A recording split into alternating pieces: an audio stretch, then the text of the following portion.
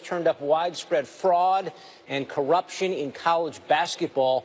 4 assistant coaches have been arrested and are in custody, charged with accepting money to steer players towards specific agents.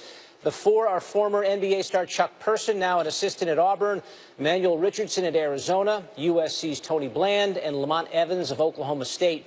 In addition, the feds allege Adidas head of sports marketing Jim Gatto paid high school players to go to Adidas schools and then sign with Adidas later. There are other charges in here. Let's bring in our college hoops analyst now, Jay Billis.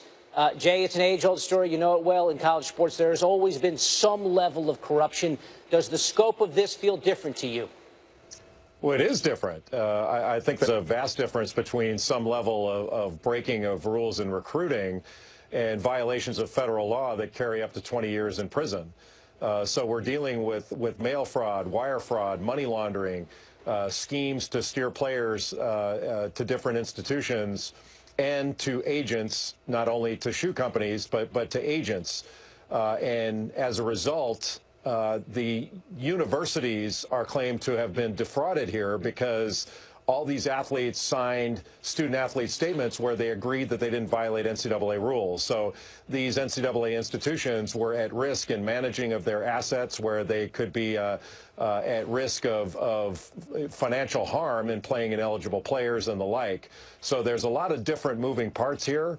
But this goes way beyond sort of the garden variety violation of NCAA rules when you've got violations of federal law that carry up to 20 years in prison. All of these are assistant coaches, Jay. What kind of exposure is there for the head coaches at those universities? Well, it depends. According to my reading of the complaint, and I was not able to give it a full reading, but the 3 different complaints, the 4 assistant coaches that were named were at Nike schools. And so if they were operating on behalf of an agent and their institution didn't get the benefit of some of these violations and steering players to their institution, you might not see the kind of NCAA violations we've seen in the past. It's a little bit harder to believe that you would have assistant coaches doing things that wouldn't benefit their own institution and their own roster. But this was more, in my reading of the complaint, more to the benefit of agents, for the enrichment of these agents in violation of not only federal law, but certainly of NCAA rules, and putting the universities at risk for financial harm and playing ineligible players. Jay, not just a college basketball analyst, but a lawyer and a good person to have on this story. Again, 4 assistant coaches and an Adidas executive, among others, in custody facing federal fraud and corruption charges. The U.S. attorney holding a news conference this hour. We'll have more on this later on Coast to Coast.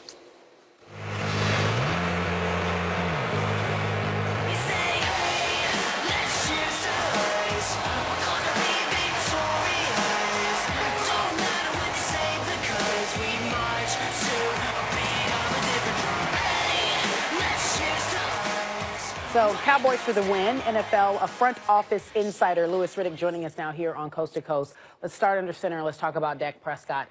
Some thought he might have a sophomore slump, if you will. How would you describe his play last night? Well, I think, Carrie, it's indicative of a guy who's continuing to mature and continuing to take his game to another level in this respect. It doesn't always start off the way you want it to. It's not always a situation where everything is clicking, and in the first half you saw that. You saw that Dak was someone who needed to kind of just stick to his work, and eventually it would kind of break for him the right way. And in the second half, you saw that. You saw that this is a guy who is a dual threat, a guy who can win with his legs, a guy who can win in the pocket, a guy who can win outside the pocket, and most importantly, someone who's developing a level of trust with his wide receivers, in that he's going to take more shots down the field, and he's going to meet the challenge that defenses are posing to him, which is this. Dak, you won't throw the ball down the field. You don't have down-the-field winners on your football team anyway. You're just a run-centric team, and you're a conservative passer. Well, I think last night he started to prove those doubters wrong, and the fact that he is someone who will push the ball down the football field. And if they can continue to do the kind of things that they did last night, that they showed in the second half, this is a football team that I think, as you get into the months of November and December, are going to be hitting their stride, and they're going to be right where they want to be offensively. Yeah, D. Leasy wants to hear that, but let's talk about this. You said something I thought was interesting, the level of trust he has with his wideouts. I thought, going back to last season, I thought he was forcing the ball to Dez a lot. Yeah. Did you see something different between that report? You talk about maybe a better trust, but is it trust with he and Dez? I don't know. Yeah, I think, well, I think it kind of goes a little bit further than just Dez. I mean, you saw it last night. He was really starting to throw the ball to Bryce Butler as well. I think, you know, there's a lot of things that go into getting wide receivers the kind of targets that we all think that wide receivers should get. And Dez Bryant is one of those guys who over the years, I feel as though the coaching staff, by virtue of how they decide to attack opponents and how they decide to utilize Dez, really just they neutralize him on their own. It's not necessarily Dez's issue. It's more, I think, a schematic issue. But I think overall you're starting to see that, look, Dak as a quarterback is entrusted with the franchise's fortunes every time he takes a snap, meaning he's being told, do not give it to the other team. As long as we keep it, we have a chance to win. So I think he is trusting other players that if you're not separating down the field, if it is a tight coverage situation, I'm trusting that you're going to come up with these 50-50 balls. And he did that numerous times with Bryce Butler last night, and I think that speaks to how he's taken his game to another level as far as saying, look, you guys, we don't have the kind of wide receivers that are just going to blow by people. So in order for me to take my game to another level, you have to take your game to another level. So I'm going to trust you that when I throw it up, if you don't get it, the other team doesn't get it. And I think that is going to bode well for him later on in the season. Lou, you're smart. I'm glad when you're on the show, you explain it and make it plain. I just learned something right there. I appreciate you for doing it. Do you want to keep doing this thing? Yeah, no problem. Teaching the folks at home some things? You just keep bringing me on. It was a question that was asked to you earlier. Was it good Cowboys or bad Cardinals or a little bit of both? I think it's a little bit of both. I think with Dallas, they're finding ways to win football games in using a different methodology, meaning this, even though they're still a run-centric team first and they want to run it with Zeke and they want to go ahead and just impose their will on you, early in the season right now, they're not able to do that. So they're finding different ways to win, meaning Dak is starting to expand his game. The defense is starting to show you that, at least up front, they have a dominant pass rusher in DeMarcus Lawrence. So I think these are all things that are positives that will catapult them into the latter part of the season. With Arizona, how did they contribute to the ultimate outcome last night? Look, offensively, Carson Palmer is just not the same. He still shows it in flashes, but he's not the same as he was just 2 years ago, 3 years ago when he was a legit MVP candidate. They are having problems on the offensive line. They were missing 2 starters on the left side last night. That will just wreck your season. We've seen it wreck team seasons over the past 2 years, you know, in droves. So the Cardinals are not the same as they were. And also when they don't have David Johnson, that obviously hamstrings their offense a little bit too. So I think it's a little bit of both. I think Dallas is going to be there in the end. I think the Cardinals are just going to fall short because I don't think they're the same team as they were a couple of years ago. They're going to need to undergo a retooling there. You know, I wanted to go off the field. I would be remiss if I didn't ask you. And let me just get to this quickly. I know that you mentioned that the protest is not about a song and some material, but how did you feel about the Cowboys' approach? How would you characterize their protest last night? I think the Cowboys did a good job even before they got to the stadium and protested the way that they did in terms of having an organization-wide discussion about how do we all get what we want here. Look, the players wanted to display a message of unity and togetherness, as they should. And Jerry Jones wanted to be a part of that, obviously, because he took a knee with them before the flag was unfurled and then the national anthem was sung. So I commend them as an organization for taking that approach. At the same time, it's been very important to Jerry Jones in order for his football team and for his organization to respect the flag, to respect the national anthem. So they all rose together and they stood as the national anthem was sung. I think that is the kind of discourse, the kind of conversation that everybody can learn from. And I've said from the very beginning, you know, society in general needs to be looking to professional athletes and looking to professional sports team and learning a little bit of a lesson here about what teamwork really means and stop all the dangerous and reckless rhetoric and start having some real productive conversations that, like obviously the Cowboys did, and that manifested itself in what I thought was a pretty well-organized protest last night and a pretty well-organized display of behavior. Yeah, it was measured and it was fair. If you want to be mad, you're going to be mad, right? That's right. Thank you for joining us here on SportsCenter Coast to Coast as usual. Sure. And I'll give it back to you, David. Okay, Kerry, we do have some news here. Dwayne Wade, we're being told, is getting close to nearing an agreement to sign with the Cleveland Cavaliers. Of course, he got the buyout from the Bulls. He could finalize this deal as early as tomorrow. ESPN's Adrian Wojnarowski reporting this, according to league sources. Let's bring in another one of our guys, our NBA insider now, Brian Windhorst. Brian, what can you tell us about D. Wade to the Cavs? What do you know?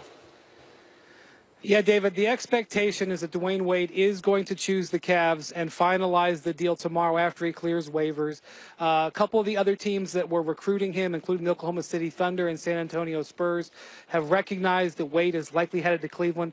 But it's not a done deal, so anything can change. I got to hedge a little bit on that because we're in 2017 NBA where anything changes at a moment's notice. But it looks like Dwayne Wade is going to join his friend and former teammate LeBron James here in Cleveland in this very short term. All right, so a reunion of those two. And now you fold this player who has been a superstar in years past. You've also got Derrick Rose, Isaiah Thomas. We heard yesterday he's expected back in January. What is D. Wade's role going to be on this team? Well, you remember a year ago, LeBron James talking about how the Cavs were top-heavy and how they didn't have a lot of creators and guys who could, get their own shot. Look at the way this roster has been transformed. You have Derrick Rose here now. You have Isaiah Thomas when he gets healthy here now. You have Jeff Green who can do a little bit of that off the bench. And then if you add Dwayne Wade, you've completely transformed the dynamics of the way the Cavs are put together. A lot more offensive creators. In theory, you'd be able to take LeBron off the court and not lose as much offense as you saw happen over and over a year ago. Now, the one thing, Coach Ty Lue announced yesterday that Derrick Rose would be his starting point guard going forward with Isaiah Thomas out until about January with that hip injury. However, in talking to scouts and talking to people around the Cavs, putting Dwayne Wade and Derrick Rose in the same starting backcourt together, two guys who don't stretch the floor, aren't very good three-point shooters, and are guys that teams back off of, may not be the greatest fit. So there may be a little maneuvering and learning to find out the best lineups about how they all fit together. But Dwayne Wade gives the Cavs back something they lost when Kyrie Irving left, and that is a guy who in a playoff setting, when you need 2 points, you can throw him the ball and he can either create his own basket or get to the foul line. Dwayne Wade does that, as does Kyrie Irving. Hey, Brian, of course we heard a lot from LeBron yesterday. Did he mention Dwayne Wade? I don't recall him actually getting into talking about Dwayne Wade yesterday, but can you give us sort of a feeling for what this means for LeBron to be reunited with his buddy? Yeah, and when he talked about Dwayne yesterday, David, he was talking about him almost in the present tense, like he was on the team already, like what he could bring, what he will bring, and it was kind of a little indication that LeBron knew what Dwayne's decision was going to be. So obviously, LeBron and Dwayne have a long history of playing together. One of the things that LeBron mentioned yesterday that I would expect to see is how Dwayne played off the ball with him. It took a year in Miami to figure this out, but Dwayne Wade ended up turning into one of the finest cutters off the ball. One of the things we saw in Miami so often over those 4 years, LeBron holding the ball, teams focusing on him. Next thing you know, he zips a pass to a cutting Dwayne Wade. He had a basket or a foul or something like that. They will fall back on that. They obviously have a history of playing together.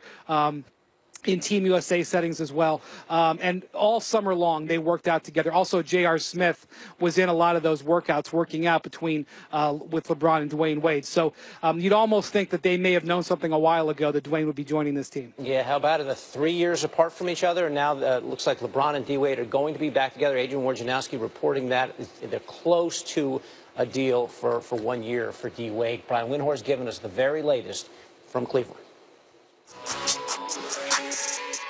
We going coast to coast. We going coast to coast.